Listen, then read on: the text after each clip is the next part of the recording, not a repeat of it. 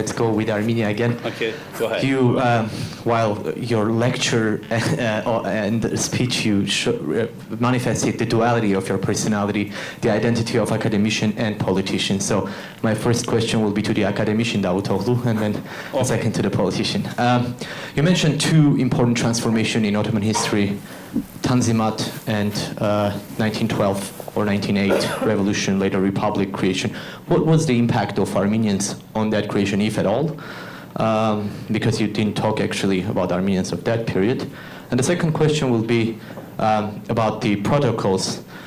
You, as well as President Gül and Prime Minister Erdogan, have been constantly mentioning importance of progress in the Minsk group negotiations, and just today, earlier in Bern, President Gül announced that unless there is progress there is not going to be a progress in the protocol side. Now, many in Washington, D.C. have been speculating that the protocols will go forward in Turkey after the elections. You, as a politician, do you see that as an obstacle, and will they go forward after the elections? And what do you exactly mean under the progress in the Nagorno-Karabakh issue? Thank you. Thank you. Again, look at this long transformation. Turks and Armenians lived together 10 centuries, from 10th century until 20th century.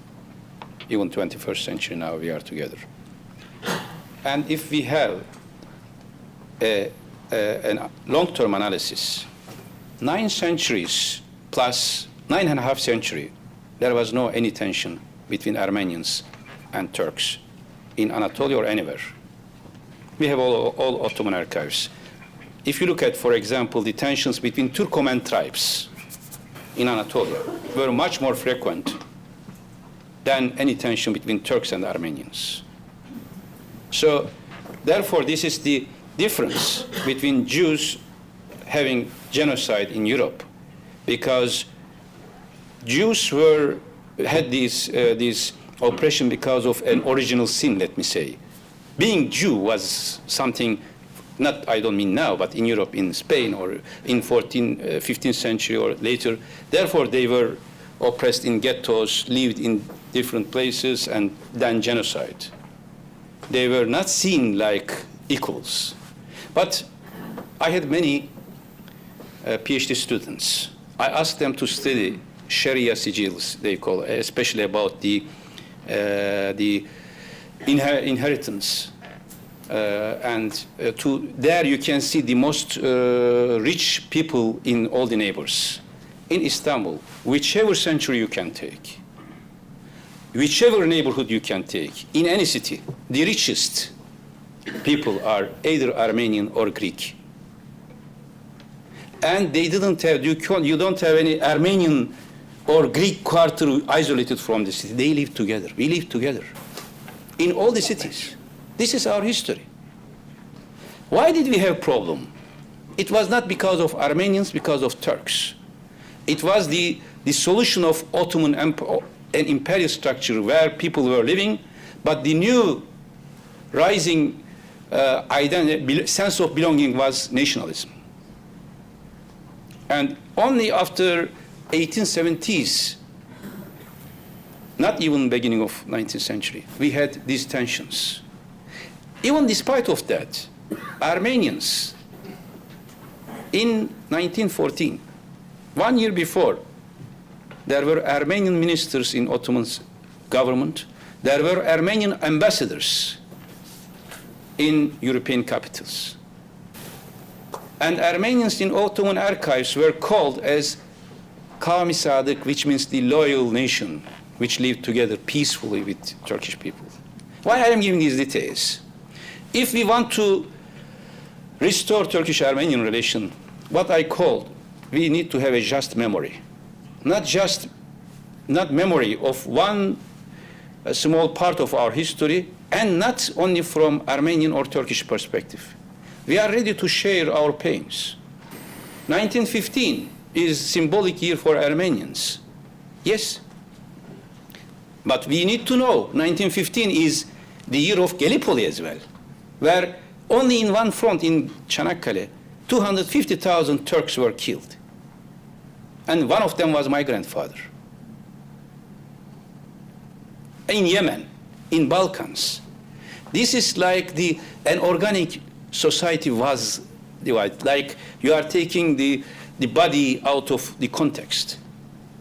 I don't want to justify any mistake. If there are mistakes, we need to share. We need to discuss and share this. But if you ignore 9 centuries and just focus on a time when there was no political order anywhere in Ottoman territories, then we may face problem. If that is the starting point of our dialogue, then all nations will ask revenge from another nation. I don't want to give, but for example, I mentioned how many 100,000 Bosnians, Albanians, Turks had to migrate from Balkans, were killed in Balkans. How many Caucasian Turks, Abkhazians, Chechens, Georgians were killed and had to migrate to Anatolia. This is an unfortunate event. Did we remind each other to this painful part of our history, or did we remind the good side? Now, before there was one side that maybe from our side as well, we were denying nothing happened. No, something happened. But something happened to us as well, to all of us. Now it is time to restore. Therefore, we say just memory, ready to discuss everything. Otherwise, all nations will accuse each other genocide. Red Indians here, Mexico for Spain, all there is. Unfortunately, there was no zero problem at that time. Now we need to restore, my dear friend. This is our approach. Therefore, we signed protocol with this understanding. Elections. I will come. Don't worry. I don't forget anything. I am ready for any challenge.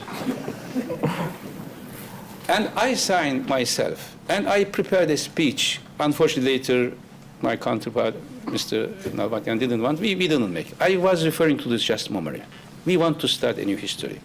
Unfortunately, the Constitutional Court of Armenia made an interpretation about these protocols and nullified the content of the Historical Commission.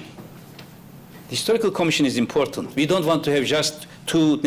It was a policy, a strategy of 3 objectives. Normalize our relations between Turkey and Armenia as 2 nation states, neighboring.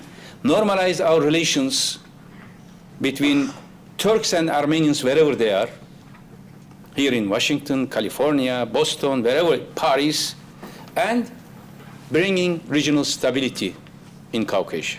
These were 3 legs of our approach. And all these 3 should be together. We are still defending protocols. We are not giving up. I never give up. And one day, Turkish-Armenian relation will be having a new paradigm.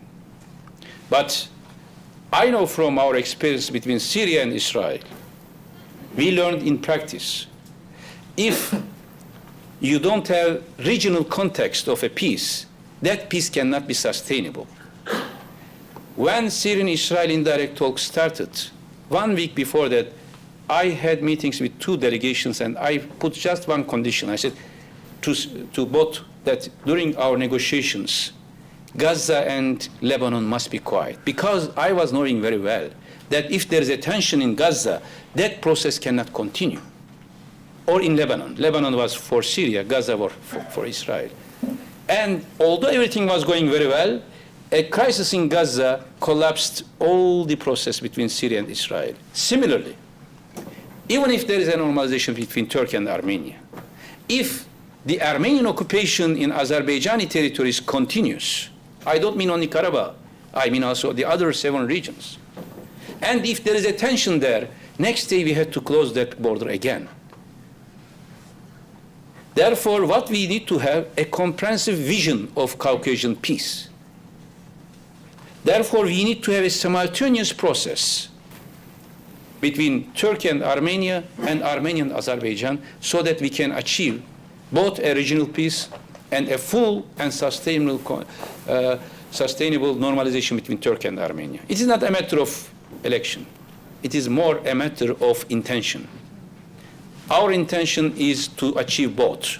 But if Armenian says we want to normalize our relations with Turkey only, we don't want to normalize our relations with Azerbaijan, and we keep Azeri territories under occupation, that intention cannot be prevailing. Here, I don't question the intention of our Armenian colleague. I know that they also want peace. We hope that one day we will achieve these together.